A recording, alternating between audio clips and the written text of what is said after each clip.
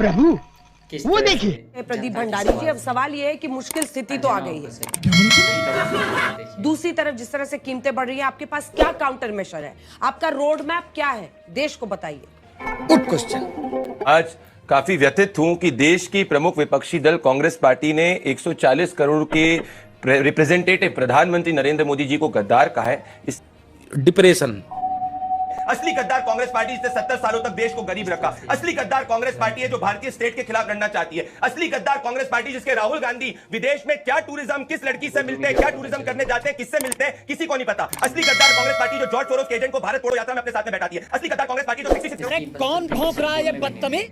$80 billion के हमारे exports हैं, 5% हमारा एवरेज इन्फ्लेशन है, $88 बिलियन के एफडीआई है, 20 करोड़ लोग गरीबी रेखा से बाहर है और खाओ मां कसम। Hindustan top most equal societies में एज पर वर्ल्ड बैंक जीनी कोफिशिएंट में।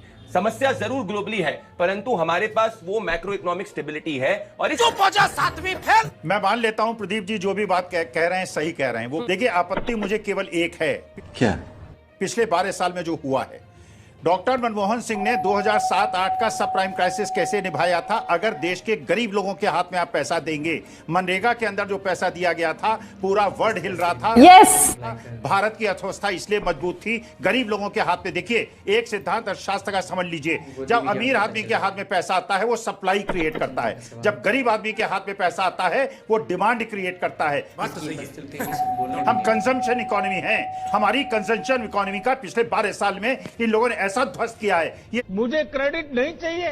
सारे के सारे बड़े पूंजीपतियों के 14 लाख करोड़ रुपए आप माफ कर देते हैं। 18 लाख ट्रकर्स स्ट्राइक पे हैं। वो कह रहे हैं 2 दिन के अंदर अगर हमारी डिमांड नहीं मानी गई, 90 लाख ट्रक हिंदुस्तान के स्ट्राइक पे चले जाएंगे। कारण ये, वो कहते हैं टोल को माफ कीजिए, जैसे आपने कोविड में किया था। आप सीएनजी और पेट्रोल के दाम बढ़ा रहे हैं, गिग वर्कर सड़क पे आ गए हैं, लोगों ने कमर्शियल सिलेंडर के दाम आपने डबल कर दिए हैं। धिक्कार है तुम पर। आप सारा का सारा देशभक्ति का पाठ गरीबों को पढ़ा रहे हैं। और 5 किलो राशन तो ये देते हैं। 5 किलो अनाज का अनाज की कीमत होती है 150 रुपए।